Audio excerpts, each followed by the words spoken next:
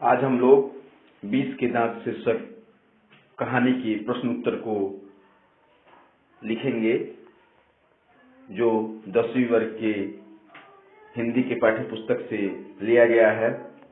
पहला सवाल है कि कहानी के शीर्षक की सार्थकता स्पष्ट करें। तो इसका आंसर है, कहानी कला की दृष्टि से प्रस्तुत कहानी 20 के दांत का शीर्षक सार्थक है, क्योंकि इस कहानी का उद्देश्य मध्यम वर्गीय अंतः विरोधियों को उजागर करना है, जहां एक ओर सेन साहब जैसे महत्वाकांक्षी तथा सफेद पुरुष अपने भीतर लिंग भेद जैसे कुसंस्कार छिपाए हुए हैं। देखिए, यहाँ पर जो सवाल है वह यह है कि कहानी की शीर्षक की सार्थकता को स्पष्ट करें, अर्थात कहानी का जो नाम है वह कहानी के हिसाब से कहाँ तक सहमत है। इसका आंसर मैंने बनाने का प्रयास किया है। आप इसके स्क्रीन से देख करके वीडियो को रोकते हुए आंसर को लिखिए और लिखने के बाद आप इसे समझिएगा। आपको भली बात यह आंसर समझ में आएगा। आंसर को बहुत ही बारीकी से और बहुत ही सरल शब्दों में और साधारण वाक्यों में बनाने का प्रयास किया गया है। अगला सवाल है कि सेन साहब के परिवार में बच्चों के पालन पोषण में किए जा रहे लिंग आधारित भेदभाव का अपने शब्दों में वर्णन करें। देखिए, लिंग के आधार पर जो भेदभाव है वो तो समाज में हमेशा देखने को मिलता है, लेकिन इस कहानी में सेन साहब के परिवार में बच्चों के बीच जो भेदभाव है उसको दिखाने का प्रयास किया गया है। आप इस आंसर में भी देखिएगा कि लड़के और लड़कियों के बीच किस तरीके का भेदभाव सेन साहब के परिवार में किया जा रहा था, जिसकी मतलब चर्चा जो है चैप्टर में की गई थी, और आप जो है इसके आंसर में भी इसे देख सकते हैं। आगे अगला सवाल, खोखा किन मामलों में अपवाद था? खोखा जो कि सेन साहब का लड़का था वह किन मामले में अपवाद था, यहाँ आपको इस आंसर में दिखाया जाएगा कि खोखा के लिए कौन से नियम थे और सेन साहब की लड़कियों के लिए कौन से नियम थे। सेन दंपति खोखा में कैसी संभावनाएं देखते थे और उन संभावनाओं के लिए उन्होंने उसकी कैसे शिक्षा व्यवस्था की थी। सेन दंपति को सभी जो भी माता पिता होते हैं उनको अपने बच्चों में कुछ अलग तरीके का स्थिति दिखाई देता है। तो सेन साहब को भी सेन दंपति जो थे, मतलब जो सेन साहब और उनकी पत्नी थी, उनको अपने बच्चे में कैसी स्थिति दिख रहा था, तो इंजीनियर बनाने की संभावनाएं वो दिख रहे थे, और उसके लिए उन्होंने उसके लिए निम्नलिखित तरीके से पढ़ाई व्यवस्था की थी, जिसको मैंने आंसर में लिखने का प्रयास किया है और आप इसे उतार करके अच्छे से याद कर सकते हैं। लड़कियां क्या है? कठपुतलियां हैं, उनके माता पिता को इस बात का गर्व है। देखिए, यह व्याख्या करने वाला सवाल है, इसमें आपको व्याख्या करना है कि लड़कियां क्या है, कठपुतलियां हैं, उनके माता पिता को इस बात का गर्व है। जब कभी भी व्याख्या करने के लिए आपको मिले तो आप सबसे पहले उस पंक्तियों को पहचानिए कि वह पंक्तियां किस पाठ से ली गई है, तब उसे इस तरीके से लिखने का प्रयास कीजिए कि प्रस्तुत पंक्तियां नलिनी मिर्जा शर्मा द्वारा लिखित 20 के दांत शीर्षक कहानी से ली गई। यह संदर्भ सेन परिवार में पाली पोसी जाने वाली लड़कियों के चारित्रिक विशेषताओं से जुड़ा हुआ है, और इसमें क्या कहा जा रहा है, लड़कियों के विषय में क्या कहा जा रहा है और क्या है कि उनकी जो स्थिति है उसके बारे में बताया जा रहा है इसमें, और इसकी व्याख्या की जा रही है। और मैंने इसे बहुत ही सरल भाषा में और आसानी से बनाने का प्रयास किया है। आपको इसको स्क्रीन को रोकते हुए वीडियो को रोक करके आप इसे लिखने का प्रयास करें और आप इसे अपने नोट्स में बनाने का मतलब कोशिश करें, और आपको भली बात मुझे आता है कि आपको इसको सिर्फ लिखने से और पढ़ने से समझ में आ जाएगा, आपको याद करने की विशेष आवश्यकता नहीं पड़ेगी। अगला सवाल, खोखा के दुर्दलित स्वभाव के अनुसार सेनों ने सिद्धांतों को भी बदल दिया। खोखा के जो स्वभाव थे, दुर्दलित स्वभाव मतलब उसका जो स्वभाव था वह भले ही उनके माता पिता सेन साहब को जो है उनमें इंजीनियर के लक्षण दिख रहे थे, लेकिन वह दुर्दलित स्वभाव का लड़का था जिसने सेन का जो सिद्धांत था उस सिद्धांत को बदल दिया। इसको यहाँ पे व्याख्या किया जा रहा है कि यह कहानी किस तरीके से, आपको यह वाक्य जो किस तरीके से कहानी में दिखाए गए हैं और उसका अर्थ कहाँ किस तरीके से होता है, जिसमें यह वाक्य जो सही तरीके से बैठ पा रहा है।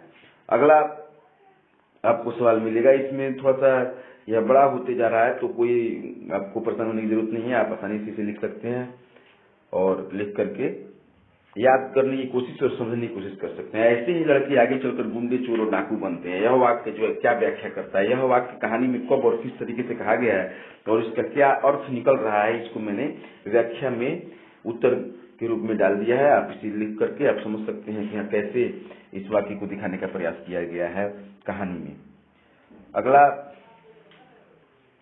अगला जो हंस कौओं की जमात में शामिल होने के लिए ललक गया।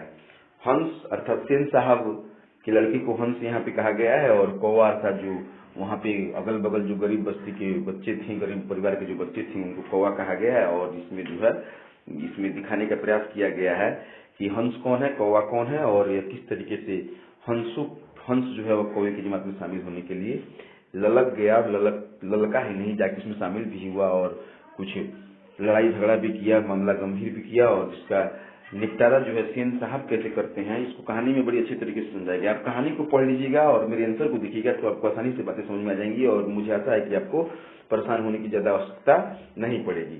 सेन साहब के और उनके मित्रों के बीच क्या बातचीत हुई, और पत्रकार मित्र ने उन्हें किस तरह का उत्तर दिया। तो सेन साहब जो थे और उनके मित्र के बीच जो बात विचार हुई थी, उसके विषय में इसमें इस आंसर में बताया गया है कि सेन साहब और उनके मित्र क्या आपस में बात कर रहे थे, और किस तरीके से कर रहे थे, किस सिलसिले में कर रहे थे, किस उद्देश्य से और किस मकसद से कर रहे थे, इसकी सबकी चर्चा इस आंसर में की गई है। मदन और ड्राइवर के बीच के विवाद के द्वारा कहानीकार क्या बताना चाहता है। मदन और ड्राइवर के बीच जो बात विचार हुआ, जो विवाद हुआ, जो मामला मतलब स्थिति जो है गंभीर हो गया, उसके कहानीकार ने उसे क्या बताने का प्रयास किया है, तो आप यहाँ पे देख सकते हैं आसानी से इसके आंसर को। अगला जो सवाल है कि कासू और मदन के बीच झगड़े का कारण क्या था। कासू और मदन से जो झगड़ा हुआ था वो क्यों हुआ था, कैसे हुआ था, इसको लेखक ने किस तरीके से दिखाने का प्रयास किया है, इसको आंसर में मैंने दिखाने का प्रयास किया है। महल और झोपड़ी वाले की लड़ाई में अक्सर महल वाले ही जीतते हैं, पर उसी हालात में जब दूसरी झोपड़ी वाले उसकी मदद अपने ही खिलाफ करते हैं। लेखक के इस कथन को कहानी से एक उदाहरण देकर के पुष्टि कीजिए। लेखक का जो यह कथन है कि जब महल और झोपड़ी वाले के बीच लड़ाई होती है तो महल वाले जीतते हैं, और उसमें भी जो जब झोपड़ी वाला उसके साथ न होकर के महल वाले के साथ रहता है तब और भी ज्यादा दिक्कतें होती है। इसके हिसाब से जो है लेखक ने हमें जो चीजें दिखाने का प्रयास किया है वह मैंने यहाँ पे आंसर पे लिखा है, और जो उदाहरण इसमें जो मिला है वो भी मैंने यहाँ पे आंसर में डाला है। आप इसे लिख करके आसानी से समझ सकते हैं, और जैसे कि क्वेश्चन आपको याद करने और समझने में बहुत ही सहूलियत होगी। रोज रोज अपने बेटे मदन की पिटाई करने वाला गिरधर मदन द्वारा कासू की पिटाई करने पर उसे दंडित करने के बजाय अपनी छाती से क्यों लगा लेता है। रोज रोज जो है सेन साहब की लड़की और मदन से जब लड़ाई होता है तो उसका पिता जो है, मदन का पिता, वह अपनी लड़की को हमेशा बोलता है, लेकिन जब उस दिन जब कोई भी चीजें जब अंत से मतलब जरूरत से ज्यादा हो जाया करती है तो वह विद्रोह का रूप लेती है, और वह वही स्थिति यहाँ पे आया। बार बार जो है एक ही चीज के लिए मदन और सेन साहब के लड़के से लड़ाई झगड़े होती थी, और हमेशा जो है मदन को ही उसकी सजा मिलती थी, और हमेशा जो है मदन को ही उसको सजा दिया जाता था, और सेन साहब के लड़के जो है हमेशा सही तरीके से मतलब उनमें किसी भी प्रकार की गलती को मतलब प्रमाणित नहीं किया जाता। लेकिन इस बार जो ऐसा नहीं हुआ, अंत में जो है उसने अपनी लड़की को छाती से लगाया और न्याय के साथ खड़े होने का प्रयास किया। सेन साहब, मदन कासू और गिरधर का चरित्र चित्रण इसमें किया गया है। सेन साहब किस तरह के व्यक्ति थे, उनका चरित्र चित्रण यहाँ पे दिखाया जा रहा है, और मदन क्या था, किस तरह का व्यक्ति था, वह भी यहाँ पे दिखाया जा रहा है। और फिर कासू, गिरधर, इन सबकी जो है चरित्र चित्रण के विषय में मैंने कुछ पंक्तियां लिखी हैं, आप इसे लिख करके समझने का प्रयास करें। आपकी दृष्टि में कहानी का नायक कौन है, तर्क उत्तर। इस कहानी में जो नायक है, जो सबसे मुख्य व्यक्ति है, जो मुख्य पात्र है, वो कौन है, इसके विषय में आपको चर्चा करना है। तो सबसे मुख्य पात्र मेरे ख्याल से मदन है, और हमने मदन के विषय में चर्चा करने का प्रयास किया है, और आपको बताने का भी प्रयास किया है, और आंसर में लिखने का प्रयास किया है। आरंभ से ही कहानीकार का स्वर व्यंग्यपूर्ण है, ऐसे कुछ प्रमाण उपस्थित है। व्यंग्यपूर्ण है मतलब थोड़ा सा हास्यजनक है। कहानीकार के जो वाक्य हैं, जिसकी उदाहरण के रूप में आपको यहाँ पे 2-3 लाइनें दिखेंगी। इस तरीके से आज यह जो है समाप्त होता है। क्वेश्चन, आप वीडियो को रोक करके इसे लिखने का प्रयास कीजिए, और फिर किसी शब्द को समझ नहीं पाते हैं तो कमेंट में जो है आप उस शब्द को लिख करके मतलब कमेंट कीजिए, मैं उसको तुरंत समझाने का प्रयास करूंगा, या तुरंत कमेंट में ही आपको मैसेज के रूप में आंसर देने का प्रयास करूंगा। और आप इसे फेयर कॉपी में बना लीजिए और इसको समझने का प्रयास कीजिए। पाठ को पहले पढ़ लीजिए, उसके बाद जो है आप इस क्वेश्चन आंसर को बहुत अच्छे तरीके से समझ सकते हैं। चलिए, इसी के साथ आज का यह मेरा क्लास समाप्त होता है, और मैं चाहूंगा कि आप इसे लिख करके याद कीजिए और समझिए।